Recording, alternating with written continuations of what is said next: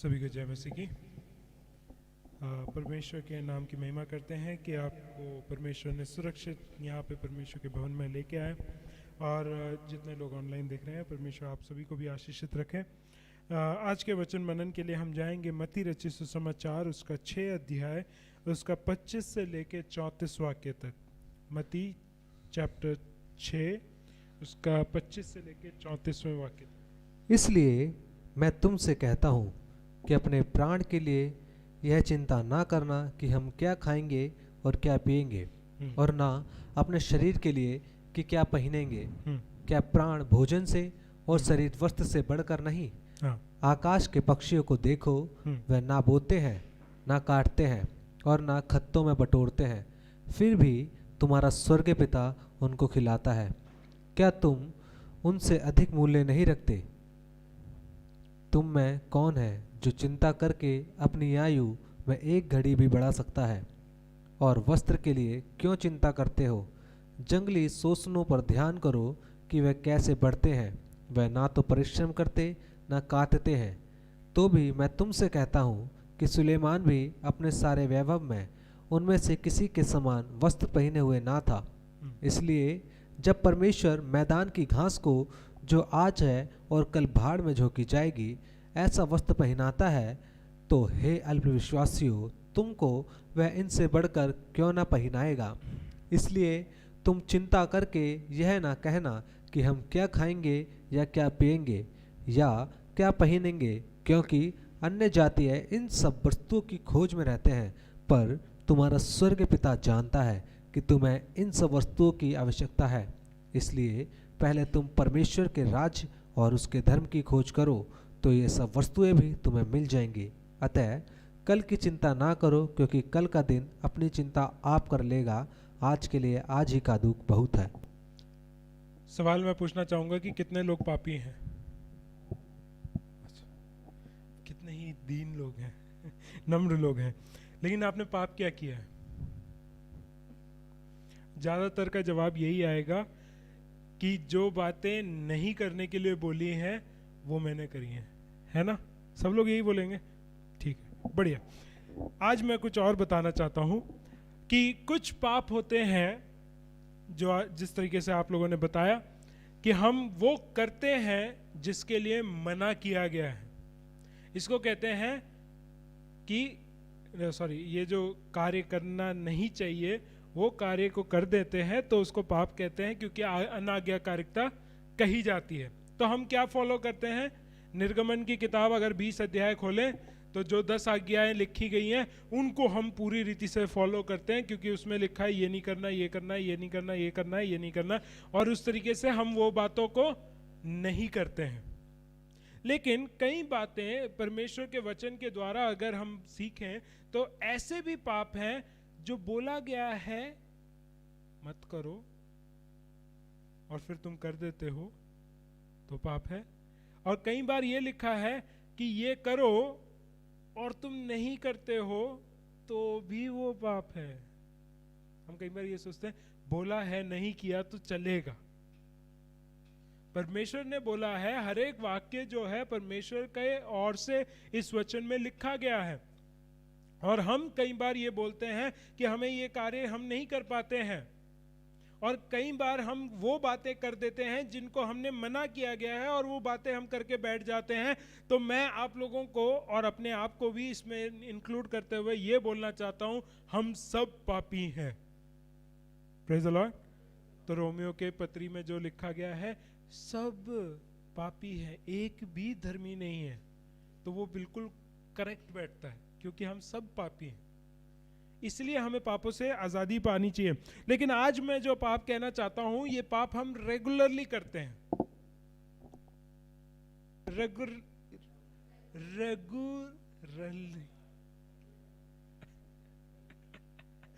कई बार ऐसा हो जाता है, ठीक है? तो हमारा मतलब है कि लगातार हम इस पाप को करते करते करते करते करते करते करते करते करते करते करते करते जाते हैं। कहने का मतलब क्या है? ये वाक्य पढ़ेंगे जब हम 25वां वाक्य कहते हैं तो इसमें लिखा है, इसलिए मैं तुमसे कहता हूं कि तू अपने प्राण के लिए चिंता ना करना। हम में से कितने लोग हैं जो चिंता करते हैं? बाकी कोई चिंता नहीं करता है। ओहो, सबको टेंशन है, सबको चिंता है कि मेरी पढ़ाई का क्या होगा, आज के दोपहर का खाने का क्या होगा। कुछ लोग तो वो सोच सोच के मुंह में पानी आ रहा होगा। लेकिन हम अपने भविष्य को भी लेके चिंता करते हैं, मेरे बच्चे का क्या होगा, मेरा क्या होगा, मैं क्या पहनूंगा, अगर कल को कोई पार्टी है, किसी का बर्थडे है, तो मैं उसमें क्या पहन के जाऊंगा, क्या खाऊंगा, क्या खाने को मिलेगा, क्या गिफ्ट लेके जाऊंगा। सब कुछ हम सोचते रहते हैं, हम चिंता बहुत कुछ करते हैं, हर एक बात में चिंता करते हैं। तो हम सभी पापी हैं। Praise the Lord. अब आप कहेंगे ये कैसे हो सकता है, हम तो इंसान हैं, हम तो चिंता करते रहेंगे। आप लोग चिंता करते हैं अपने बच्चों के लिए, बच्चे चिंता करते हैं अपने माँ बाप के लिए या अपने पढ़ाई के लिए, या कोई नौजवान है वो अपने भविष्य के लिए चिंता करता है और बहुत ज़्यादा उन चिंताओं में पड़ा रहता है। हम कैसे उसमें अलग कर सकते हैं? आप पासबान भी कोई कम थोड़ी हो, आप भी तो हमारे बारे में चिंता करते रहते हो, तो वो भी गलत है, वो भी आप भी पापी हो फिर। हाँ? चिंता करते हैं तो हम पापी हैं। लेकिन फर्क ये है कि परमेश्वर हमें चाहता है कि हम चिंता जब करें तो सही बातों के लिए करें। जब एक पासबान अपने विश्वासियों के लिए चिंता करता है, वो चिंता इसलिए नहीं करता है कि वे शारीरिक रीति से या संसारिक रीति से आशीषित क्यों नहीं हो रहे, इस बात की चिंता नहीं खाती है उन्हें इस बात की चिंता खाती है कि ये आत्मिक रीति से क्यों नहीं बढ़ रहा है, और इसलिए वो चिंता सही है। लेकिन हमारी जो चिंता है वो कहां से जुड़ी हुई है? शारीरिक है, संसारिक है। सब कुछ, खाना, पैसा, पहनना, जाना आना, स्टेटस, सब कुछ, हमारा शरीर की चंगाई, सब कुछ शारीरिक है, सब कुछ इस संसार की है।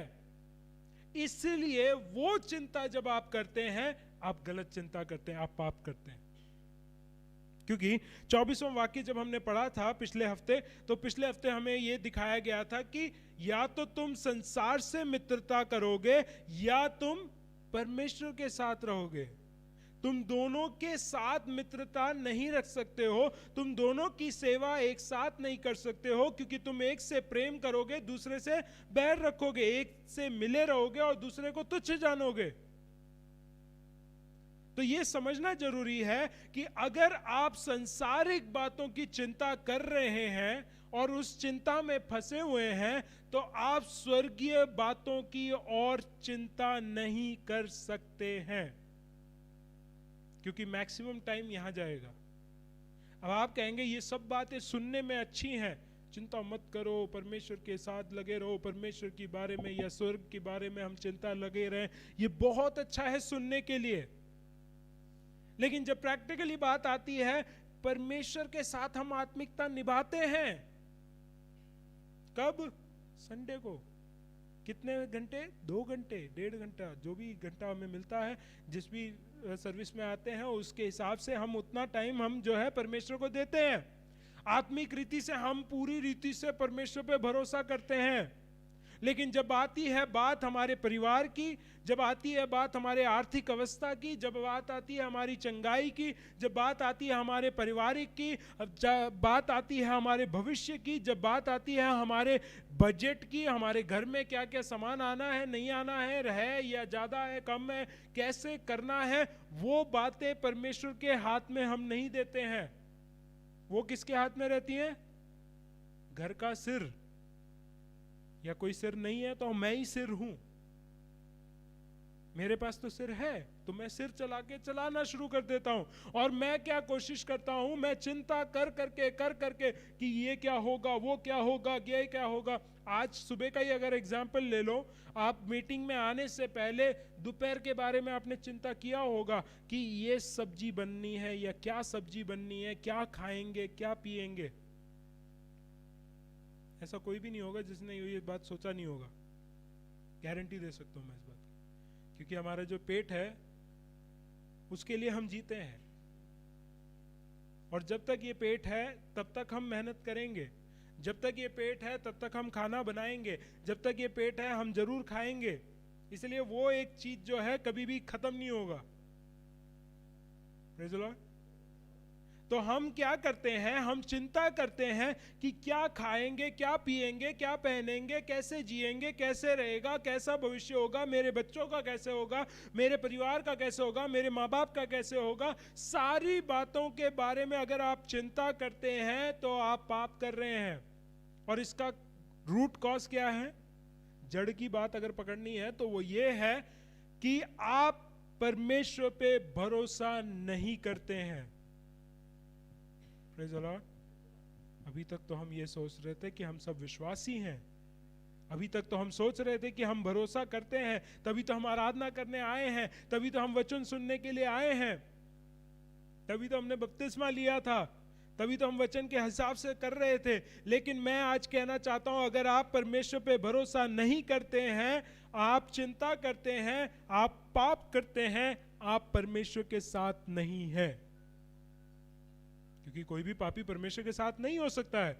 परमेश्वर पवित्र है, वहां पाप नहीं आ सकता है। परमेश्वर के स्वभाव में पाप नहीं आ सकता है। परमेश्वर अपने आपे का इनकार नहीं कर सकता है। जब उसने आदम को, जिसने सबसे पहला इंसान बना के रखा था, उसके एक गलती पे उसको अपने बगीचे से, एदन की वाटिका से बाहर कर दिया था, तो हम कौन सी खेत की मूली हैं? इजरायली लोग जब उन्होंने पाप किया, उनको बंधुआई में भेज दिया गया, वो तो उसी के लोग थे।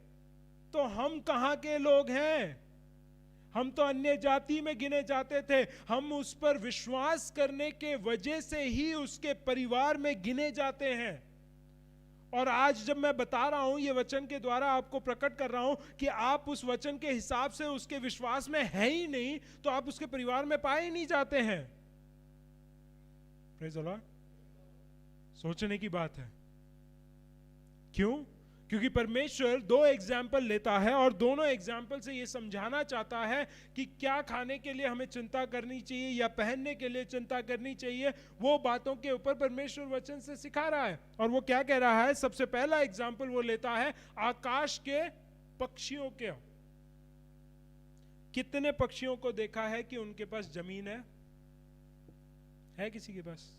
कोई भी एग्जाम्पल, कोई भी बर्ड बता दो कि भाई आशीष भैया, ये वाला जो बर्ड है ना, ये जो पीकॉक है, उसने इतना एकड़ जमीन खरीद रखा है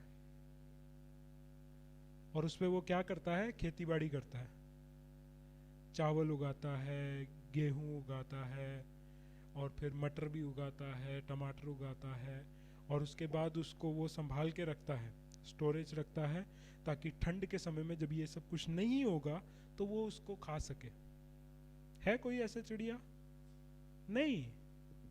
ऐसा एक भी पक्षी आपको नहीं मिलेगा जो खेत हो उसके पास, जो खेती बाड़ी करता हो, जो अन्न के लिए बोता हो और बोने के बाद काटता हो और काटने के बाद खत्तों में संभाल के रखता हो। ऐसा कोई भी बर्ड नहीं है, कोई भी ऐसा पक्षी नहीं है। लेकिन उनमें से कोई भी भूखा रहता है? एक भी पक्षी कभी भी। मैं यहां तक कहने के लिए तैयार हूं कि अकाल के समय में भी इंसान को कई बार खाना नहीं मिला होगा, लेकिन उस अकाल के अवस्था में भी रूप में बने हुए इंसानों, वो तुम्हारे बारे में कितना ही चिंता करता होगा। आप अपने आप को समझिए कि आप कहाँ पे हैं, कौन से स्टैंडर्ड में, कहाँ पे, किस तरीके से, किस स्तर पे परमेश्वर ने बना के रखा है। आज वर्शिप में भी देखा कि उन्होंने बोला कि हमें उसकी सृष्टि में शिरोमणि बना के रखा गया है। शिरोमणि पता है कहाँ पे है? जहां जो राजा हुआ करते थे वो एक टर्बन पहना करते थे, पगड़ी पहना करते थे। उस पगड़ी के सेंटर पे एक मणि हुआ करता था। पुराने राजाओं को देख लो, हमारे इंडिया में ही देख लो, पुराने राजाओं को देखोगे, उनके पग के बीच में एक मणि हुआ करता था, और वो मणि ज्यादातर सबसे महंगा हुआ करता था कि राजा के सारे जो धन दौलत है उसमें सबसे महंगा जो मणि होगा वो उसके पग पे होगा। कोहिनूर देख लो, वो तो रानी लेके चली गई थी हमारी तो कहने का मतलब क्या है कि उतना वैल्यू रखता है परमेश्वर हमारे जीवनों को, और हम ऐसे कार्य करते हैं या ऐसे चिंता करते हैं, ऐसे परेशानियों में हम खुद फंस जाते हैं, ये सोचते हुए, हम डायरेक्टली नहीं सोच रहे हैं बट इनडायरेक्टली ये सोचते हुए कि परमेश्वर पे हम भरोसा नहीं कर सकते हैं। परमेश्वर आत्मिक चीजों के लिए है, हमारे शारीरिक जरूरतों के लिए, आवश्यकताओं के लिए हमें खुद ही मेहनत करना पड़ेगा। अब आप कह रहे होंगे, सोच रहे होंगे इतने सब बातों को सुनने के बाद कि क्या हम अब मेहनत करना छोड़ दें? नहीं। अब आप अगर मेहनत करना छोड़ देंगे तो ऐसा सोचेंगे कि परमेश्वर मुझे भोजन खिलाएगा, मैं सुबह से बैठा हुआ हूं डाइनिंग टेबल पे कि परमेश्वर मुझे भोजन देगा। नहीं, भोजन तो बनाना पड़ेगा, भोजन तो बनाना पड़ेगा, तभी भोजन आएगा और तभी आप खा पाएंगे, और खाने के लिए भी मेहनत करना पड़ेगा। ये नहीं होगा कि परमेश्वर अपने ही हाथों से आपको खिलाएगा तभी मैं खाऊंगा, तब तो आप 7-5 दिनों में तो खत्म ही हो जाओगे। कहने का मतलब क्या है कि हमें मेहनत जरूर करना है, मेहनत करने के लिए परमेश्वर मना नहीं कर रहा है। आप कोई कार्य कर रहे हैं उसमें मेहनत करो, और मेहनत के हिसाब से जो मिलता है वो ग्रहण करो, और जो कुछ आप ग्रहण करते हो उसमें संतुष्ट रहो। हम कोशिश क्या करते हैं? नहीं, मुझे और ज्यादा चाहिए। 5 साल हो गए, मेरी सैलरी इतनी ही है, छठे साल में तो मेरा 500 तो बढ़ना चाहिए या 1000 बढ़ना चाहिए। 10 साल हो गए, कुछ तो बढ़ना चाहिए। इस साल जो 2020 है, इसमें बहुत सारे लोगों को इंक्रीमेंट नहीं मिला है, बहुत सारे लोगों का तो सैलरी कट गया है, बहुत सारे लोगों का तो जॉब ही चला गया है। हम ऐसी अवस्था में हैं, हमने प्लान नहीं किया था 2020 ऐसा होगा, है ना? किसी ने भी ऐसा नहीं सोचा होगा। सबने चिंता करके कुछ बड़ा बड़ा भविष्य हमने सोच रखा था, बहुत सारी योजनाएं थी, बहुत सारी कल्पनाएं थी, सब कहां गई? चकनाचूर, सब बर्बाद हो गया। लेकिन परमेश्वर ये कहना चाह रहा है, इन सब के बीच में जब लोगों के घर में खाने को नहीं जा रहा है, तुम्हारे घर में खाने को है। प्रेज़ द लॉर्ड, प्रभु की स्तुति हो, क्योंकि वो आपके लिए चिंता करता है। उसने आपके खत्तों को खाली होने नहीं दिया है। प्रेज़ द लॉर्ड, उस बात के लिए हम धन्यवाद करें। इसलिए वो कह रहा है कि तुम इन सब से अधिक मूल्य नहीं रखते हो। तुम में से कौन है जो चिंता करके अपने आयु में एक घड़ी नहीं एक दिन मान के चलो, है? अगर एक घड़ी मानते हैं तो 24 घंटे हैं घड़ी में, पूरे एक दिन का एक दिन मान के चलो। क्या कोई भी एक व्यक्ति यहाँ पे कह सकता है कि हमारा जो उम्र है 50, 60, 70 या 80, इतना लिमिटेड है बाइबल के हिसाब से, ठीक है? अगर 80 के ऊपर एक दिन बढ़ा सकते हैं आपने चिंता करके, आपके चिंता करने से आप एक दिन बढ़ा सकते हैं, तो मुझे भी बता दो, मैं भी आपके साथ चिंता में कंपटीशन कर दूंगा कि कितना कौन बढ़ चढ़कर चिंता कर सकता है, मैं दिखा दूंगा। क्योंकि मेरे को एक दिन मिल रहा है तो फिर मेरे को क्या नुकसान है ना? लेकिन बात यह है कि जितने लोग चिंता करते हैं, जितने लोग स्ट्रेस लेते हैं, जितने लोग वरी में रहते हैं, जितने लोग एंजाइटी में रहते हैं, उनकी उम्र मेडिकली साइंस बताता है कि उनकी उम्र घट जाती है, बढ़ती नहीं है, घटती है। सबसे ज्यादा लंबा रहने वाला वही व्यक्ति हो सकता है जो व्यक्ति अपने पास जो कुछ है उसमें संतुष्ट रह सकता है। ये मेडिकली प्रूव्ड है, साइकोलॉजिकली प्रूव्ड है, क्योंकि साइकोलॉजिकली आप खुश हैं हर समय, और एक खुश शरीर में या खुश दिमाग में एक खुश शरीर मिल जाता है, स्वस्थ शरीर मिलता है। लेकिन अगर आप स्ट्रेस लेके देखो, मान लो कि अगर आप आज से स्ट्रेस लेना शुरू कर दोगे, मुंह में छाले हो जाते हैं, कुछ ही लोगों का होता है। किसी के ये जो इंटेस्टाइन होता है, ये जो ईसोफेगस से लेके पूरा इंटेस्टाइन जो है, उसमें जो है अल्सर हो जाते हैं, खाना नहीं खा पाते हैं, पी नहीं पाते हैं, सो नहीं पाते हैं, चिंता के वजह से धड़कनें तेज रहती हैं, हार्ट अटैक या स्ट्रोक आने का चांसेस ज्यादा बढ़ जाता है। ये क्यों है? क्योंकि चिंता कर रहे हैं। लेकिन उसी जगह पे अगर एक मसीह विश्वासी परमेश्वर पे भरोसा करे, पूरी रीति से परमेश्वर पे भरोसा करें और जो कुछ परमेश्वर देता है उसमें संतुष्टि से अपने जीवन को बिताएं, उसके जीवन में ये सब कुछ आ ही नहीं सकता है। लेकिन शर्त यह है कि आपको पूरी रीति से 100% ट्रस्ट परमेश्वर पे दिखाना पड़ेगा। इसलिए वो कह रहा है कि तुम अगर चिंता करके एक घड़ी भी नहीं बढ़ा सकते हो अपने जीवन में, तो फिर क्यों चिंता करते हो? क्योंकि परमेश्वर पक्षियों को, आकाश के पक्षियों को खिला सकता है, पिला सकता है, उनकी देखभाल कर सकता है, क्या वो तुम्हारी नहीं कर सकता है? नेक्स्ट एग्जाम्पल जो कहता है वो 28 और 29वें वाक्य में कहता है कि 28वें वाक्य में जंगली सोसनों को देखो, और 30वें वाक्य में कहता है मैदान के घास को देखो। ये दो चीजें जो हैं इस संसार में एक ही दिन के लिए होते हैं, 24 घंटे बस। उसके बाद ये मुरझा जाते हैं, खत्म हो जाते हैं, या कोई ना कोई इसको काट देता है, और इनकी जिंदगी उतनी ही है। लेकिन परमेश्वर क्या कर रहा है कि इन दोनों चीजों को इतने डिटेल के साथ, इतनी खूबसूरती के साथ, अच्छे रंग के साथ वो बनाता है उनको। और उनका कंपैरिजन किसके साथ कर रहे हैं? सुलेमान के साथ। सुलेमान कौन था? राजा था। राजा कैसा राजा? ऐसा धनी राजा और कोई नहीं था इस पूरे संसार में जो ज्ञान से हो या धन से हो, वो बहुत ही धनी था। उसके नेटवर्क को देख लो। ये नेटवर्क का मतलब है कि उसके जो कनेक्शन है, एक दूसरे के साथ जो संपर्क है, राज्यों के साथ मित्रता जो है, उसको देखकर कोई भी इस दुनिया में कोई ऐसा राजा नहीं था जिसने इतनी बढ़िया तरीके से राज्य किया हो।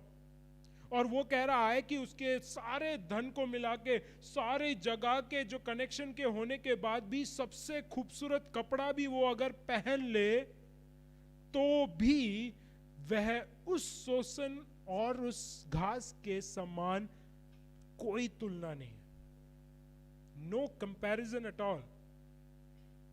ये कह रहा है परमेश्वर कि परमेश्वर एक दिन रहने वाली वस्तु को इतने खूबसूरती के साथ बना सकता है, तो हमारा जो साल है 80 तक अगर हम मान रहे हैं, तो वो एक दिन से तो बढ़कर है।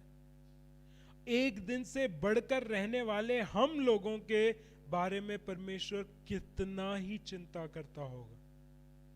Praise the Lord, praise the Lord, praise the Lord. आप सब कह रहे होंगे हाँ ये सब कुछ ठीक है, सुनने में अच्छा लग रहा है, दिल को बहुत अच्छा लग रहा है, आशा अच्छी मिल रही है, एक उम्मीद सी जाग रही है। लेकिन जब प्रैक्टिकली बात आती है, मुझे चिंता करनी पड़ती है। तो आप पाप करते रहेंगे, आप पाप में बने रहेंगे, और फिर पाप में रहते रहते आप जब प्रार्थना करेंगे, परमेश्वर मुझे कुछ पहनने के लिए नहीं है, मुझे पहनने के लिए दे दे, वो क्यों नहीं देता है? क्योंकि आप पाप के साथ मांग रहे हैं। आप परमेश्वर पे भरोसा करके थोड़ी मांग रहे हैं, विश्वास रखकर थोड़ी मांग रहे हैं कि मुझे परमेश्वर दे देगा तो मुझे मांगने की क्या जरूरत है। वो आगे जब कहते हैं, जब हम 32वां वाक्य देखते हैं, क्योंकि अन्य जाति इन सब वस्तुओं की खोज में रहते हैं, चाहे वो खाने का हो, पीने का हो, कैसे रहना है, हमारा भविष्य कैसे होना है, ये कौन खोजते हैं? अन्य जाति, जो परमेश्वर को पहचानते नहीं, जो परमेश्वर पे भरोसा नहीं करते, जो परमेश्वर के बातों के अनुसार, जो वचन के अनुसार है, उनके अनुसार अपने जीवन को नहीं चलाते हैं, वे लोग इन चीजों की खोज में रहते हैं। आप कौन है? आप तो उसी की जाति हैं। आप कौन है? आप विश्वासी हैं। आप कौन है? आप उस पे भरोसा करने वाले उसके चेले हैं। तो आपको कैसा होना चाहिए? इन चीजों के बारे में खोजी नहीं होना चाहिए। कहने का मतलब क्या है? जो सैलरी मिल रही है, जो कार्य आप कर रहे हैं, उसमें संतुष्ट रहने की कोशिश करें। हम ये ना प्रयत्न करें कि मुझे और बढ़ना है, मुझे और चाहिए, मुझे ये भी चाहिए, मुझे वो भी चाहिए, इसके लिए परमेश्वर ने नहीं बुलाया। उसके बजाय आपको क्या बोला जा रहा है? इसलिए पहले तुम परमेश्वर की राज्य की खोज करो। तुम्हारी चिंता का विषय एक ही होना चाहिए, और वो क्या होना चाहिए कि क्या आज परमेश्वर अगर आ जाए, मैं उसके राज्य में प्रवेश कर पाऊंगा कि नहीं। क्योंकि अगर ये चिंता आपको नहीं खा रही है तो आपकी चिंता करने का जो भी विषय हो वो सब बेकार। मैं अपने जीवन के बारे में यह चिंता नहीं कर रहा हूं कि मैं आत्मिक रीति से या परमेश्वर के साथ संगति रखते हुए मैं उसके राज्य में प्रवेश कर पाऊंगा या कर पाऊंगी, यह चिंता नहीं है। उसके बजाय यह है कि मैं क्या खाऊंगा, जो खा के सुबह निकालना है उसके बारे में चिंता है, लेकिन अनंत काल के लिए जिसके साथ रहना है उसके बारे में कोई चिंता नहीं है। सबसे पहली प्राथमिकता इसी बात को दें कि परमेश्वर के राज्य में मैं प्रवेश करने के योग्य बन जाऊं। उसके लिए मुझे चिंता खानी चाहिए कि मेरे को क्या क्या करना है, क्या क्या के अनुसार अपने जीवन को चलाना है, कैसे मेरे विश्वास को बढ़ाना है, कैसे मैं आत्मिकता में बढ़ना है, कैसे मुझे आत्मा पाना है, कैसे मुझे आत्मा के सामर्थ्य से भरना है, मुझे कैसे आत्मा के वरदानों से भरना है, कैसे आत्मा के फलों से भर के रहना है। जब तक हम इस पोजीशन में या इस चिंता में नहीं आते हैं, आपका सारे चिंताएं जो भी आप कर रहे हैं सब कुछ व्यर्थ है। इसलिए अगर आप अन्य जाति नहीं बुलवाना चाहते अपने आप को, या अपने आप को अल्प विश्वासी नहीं बुलाना चाहते हो, या अपने आप को पापी नहीं बुलवाना चाहते हो, तो परमेश्वर के राज्य के खोजी बन जाओ। सोचो कि मैं आज परमेश्वर आए तो मैं उसके साथ जा सकता हूं या नहीं जाऊंगा।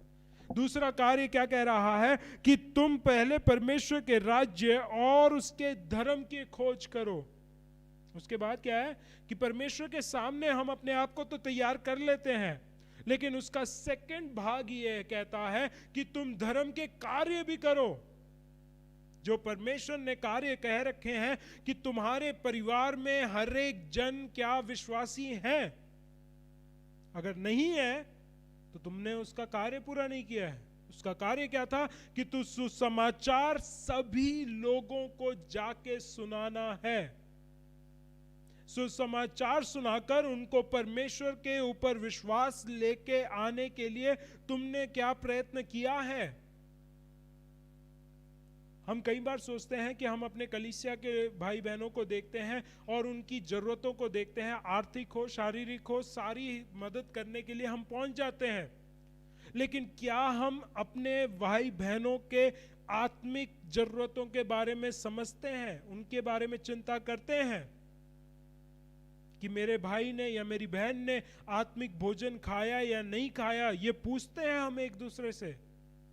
आज का वचन पढ़ा आपने? आज क्या प्रार्थना किया आपने? आज क्या आपने परमेश्वर के साथ समय बिताया? क्या आपने प्रार्थना किया? क्या आपने गीतों को गाया? क्या आपने उसकी स्तुति प्रशंसा करी है? या क्या आपने उसको धन्यवाद दिया है?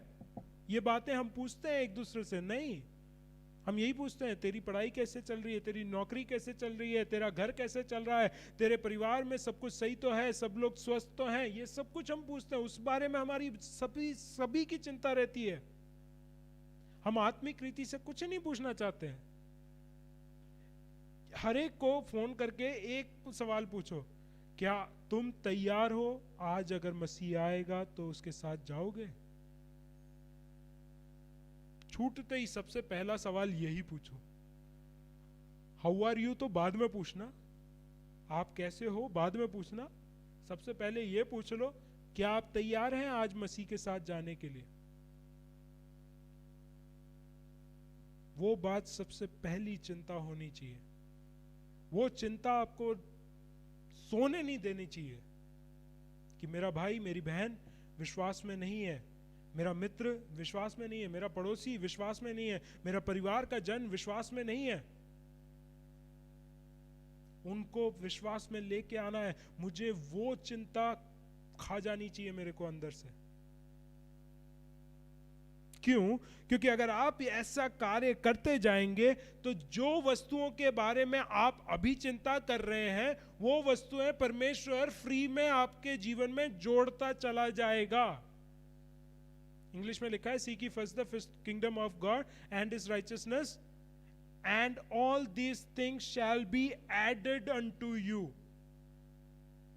कहने का मतलब क्या है कि ये सारी चीजें जो आप सोच रहे हैं, खाने के लिए, पीने के लिए, पढ़ने के लिए, या नौकरी के लिए, या अपने भविष्य के लिए, जो भी कुछ आप सोच रहे हैं, सब कुछ परमेश्वर आपके साथ जोड़ता चला जाएगा जब आप उसके राज्य और धार्मिकता के खोजी बन जाएंगे।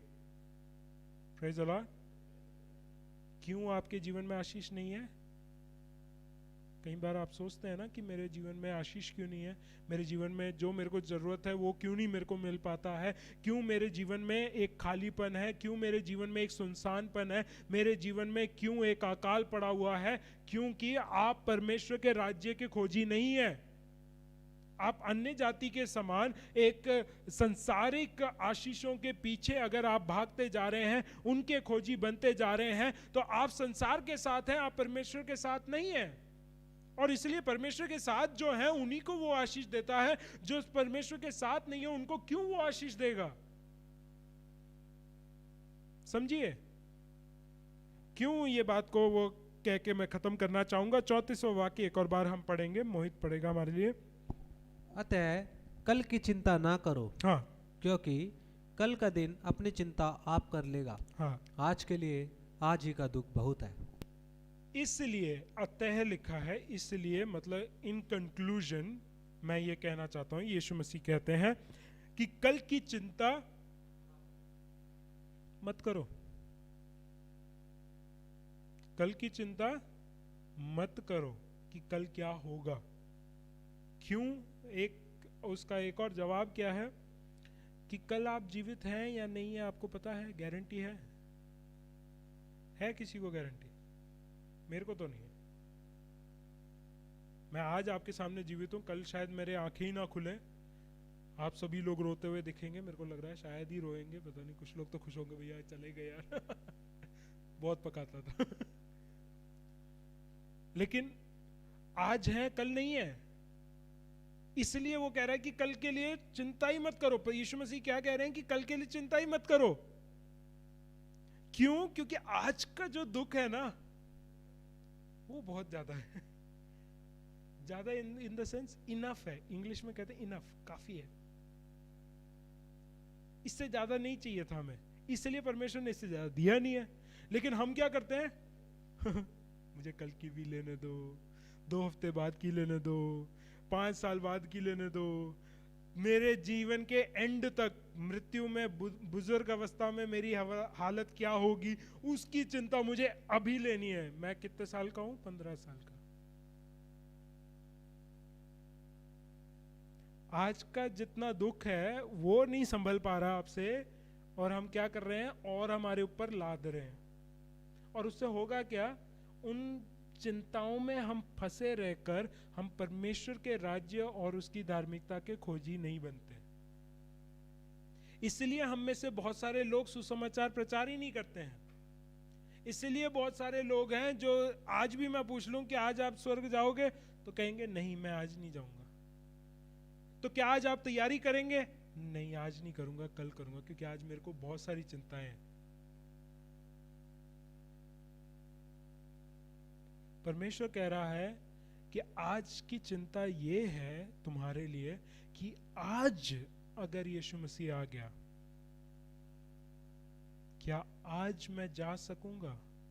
क्योंकि कल बहुत देर हो जाएगी। आज की चिंता कर लो। प्रभु का आगमन कब होगा हम में से किसी को कुछ नहीं पता है। हम ये छोटी मोटी स्थायी चीजों के पीछे जो हम मेहनत कर रहे हैं और उसमें हम बढ़ोतरी चाहने की कोशिश करते हैं, उसके पीछे मत भागो, क्योंकि ये सब कुछ कनेक्टेड है। 19वें वाक्य से लेके अगर आप पढ़ोगे, स्वर्गीय धन इकट्ठा करो, यहाँ का धन इकट्ठा करोगे काई लगेगी, कीड़ा लगेगा, चोर सेंध लगाएगा, चोरी करके ले जाएगा। तुम्हारी नजरें किस चीज में फोकस्ड होनी चाहिए? नजरें सही चीजों पे क्लैरिटी के साथ, स्पष्टता के साथ परमेश्वर के बातों के ऊपर फोकस रखो। तभी तुम दो मालिक की सेवकाई नहीं करोगे, एक की सेवा करोगे। वरना तुम यीशु मसीह के साथ भी हो, मामोन के भी साथ हो, नहीं कर पाओगे। तुम एक से प्रेम करोगे और दूसरे को तुच्छ जानोगे, एक के साथ जुड़े रहोगे, दूसरे को दूर रखोगे। इसलिए मैं कह रहा हूं, सारी चिंताएं परमेश्वर के हाथ में दे दो। क्या खाना है, पहनना है, मेरे बच्चों का क्या होगा, मेरे बीवी का क्या होगा, पति का क्या होगा, मेरे फ्यूचर का क्या होगा, मेरी कलीसिया का क्या होगा, सब कुछ मैंने परमेश्वर को छोड़ रखा है। क्यों? क्योंकि वो सही चलाएगा। उसके योजना, उसके जो प्लान्स हैं, उसके जो उद्देश्य हैं, वो जिस रीति से अपने समय में पूरा करता जाता है, वो मेरे लिए भलाई ही उत्पन्न करता है। इसलिए मैं पूरी रीति से उस पर भरोसा कर सकता हूं। इसलिए मुझे कोई डर नहीं है कि कल क्या होगा। तुम प्लान क्यों नहीं कर रहे हो, तुम ये क्यों नहीं कर रहे हो, तुम वो क्यों नहीं कर रहे हो? क्योंकि मुझे कोई चिंता नहीं है कल की, मुझे तो आज की है। आज मुझे खाने को मिला, आज मैंने कपड़े पहन रखे हैं, थैंक यू लॉर्ड। कल हो ना हो, आज मैं किसी को हेल्प कर रहा हूं, कल मैं शायद किसी और से हेल्प मांग रहा हूं, उसका कोई भरोसा थोड़ी है। किसी पिक्चर में ये डायलॉग मारा गया था कि पैसा जो है हाथों की मैल के समान है। और आज के जमाने में तो, आज के टाइम पे तो हम हर 20 मिनट में धो रहे हैं। नहीं धो रहे हो तो धोना चाहिए, ठीक है। तो मैल तो हमारे हाथ में है ही नहीं। तो इसका मतलब क्या है? ऐसे ही अगर अवस्था हमारे जीवन में होगी कि भाई हर 20 मिनट में हमारे हाथ से मैल निकल रहा है, यानी कि पैसा निकल रहा है, ऐसी बीमारी अगर हो गई, फिर चिंता करो पैसा आएगा? नहीं, चिंता से और तुम बीमार पड़ोगे और पैसा जाएगा। वो तो मुझे गारंटी बता सकता हूं। तो इसीलिए चिंता मत करो, क्या खाओगे, क्या पहनोगे, क्या क्या क्या होगा, कैसा होगा, ऐसा होगा कि नहीं होगा, वो सब कुछ छोड़ दो। सब कुछ परमेश्वर के हाथ में दे दो। जैसा तू चाहे वैसा कर, क्योंकि मुझे ये बात का भरोसा है, जैसा तू चाहेगा और जैसा तू करेगा वो मेरे लिए भला ही होगा। और इसलिए आज का दुख मेरा ये है कि मुझे अपने आप को तैयार रखना है कि आज अगर यीशु मसीह आ जाए, मैं उसके साथ जाऊं। अपने आंखों को बंद करेंगे।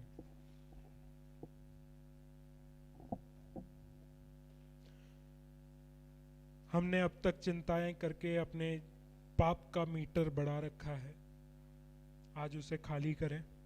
सारी चिंताओं को उठाकर हम यीशु मसीह के ऊपर डाल दें और बोलें, तू ही देख ले, तू ही संभाल, तू ही हमें, जो मेरी आवश्यकता है तू जानता है, और उस आवश्यकता को जिस समय में मुझे चाहिए उसी समय में दे दीजिए। जैसा तू चाहता है, जितनी क्वांटिटी में चाहता है, जितने नंबर में चाहता है, वैसा ही दे दे। मुझे कल की चिंता नहीं, आज की चिंता है। और एक ही बात की चिंता है कि क्या मैं स्वर्ग जा पाऊंगा,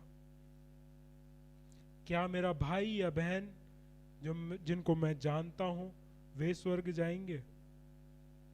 ये चिंता मुझे खाती है, ये चिंता मुझे सोने नहीं देती है। पहले उसके राज्य और उसकी धार्मिकता के खोजी बन जाओ, फिर सारी वस्तुएं तुम्हारे जीवन में वो देगा। ऐसा उसका वादा है, उस पर भरोसा करो। सगे पिता परमेश्वर, हम धन्यवाद के साथ आपके चरणों में आते हैं। प्रभु, अब तक हम एक ऐसे प्राणी थे जो चिंताओं में रहता था, लेकिन आज वचन सुनने के बाद जितने लोगों ने निर्णय लिया है कि वे अपने चिंताओं से मुक्त होकर आपके ऊपर भरोसा करेंगे, आप उनके जीवन में कार्य कर। उनकी जरूरतों को आप जानते हैं, चाहे कैसी भी हो, आपके लिए कुछ भी असंभव नहीं। अपने स्वर्गीय भंडार से उनकी जरूरतों को पूरा करें, ताकि उनके जीवन से हमेशा आपके नाम की उपस्थिति और प्रशंसा निकले और उनका भरोसा केवल आप ही के ऊपर और मजबूत होते जाए। प्रभु हम एक और बार सारे बातों के निचोड़ ये बात को निकाल के देते हैं कि परमेश्वर हम अपने आप को तैयार कर सकें ताकि हम आपके राज्य में प्रवेश करने के योग्य हो जाए।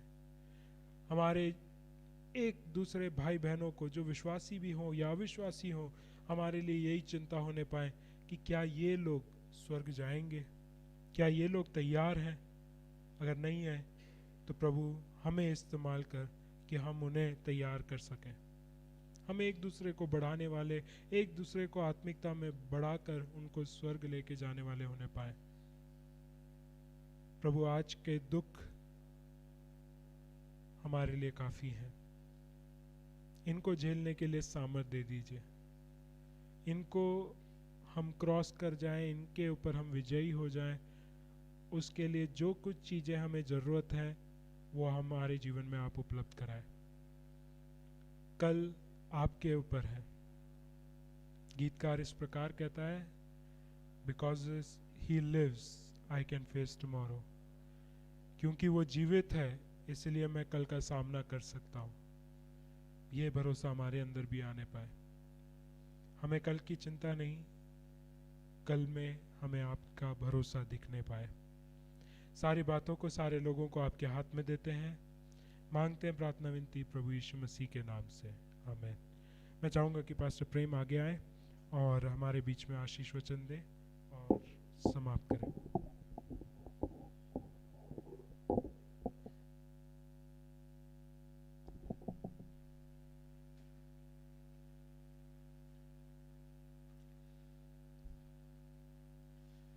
धन्यवाद प्रभु, सुबह से अब तक अपने पवित्र विश्राम में अपने पवित्र लोगों को लाए। आराधना और वचन को आप अपनी आत्मा के द्वारा अपने बच्चों को देकर हर एक की चिंता को दूर किया। हम धन्यवाद करते हैं प्रभु यीशु के नाम से।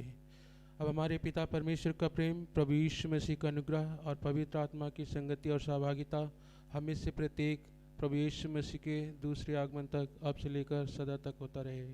आमीन।